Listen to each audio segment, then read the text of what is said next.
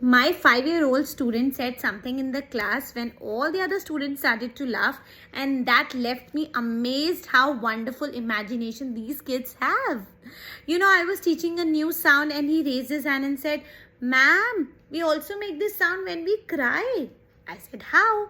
He said, "Ma'am, when we cry, we say ah." I really appreciated him for the way he connected the sound with his real experience. Isn't it great? Can you tell me the sound I was teaching that day? Mention in the comments. Bye.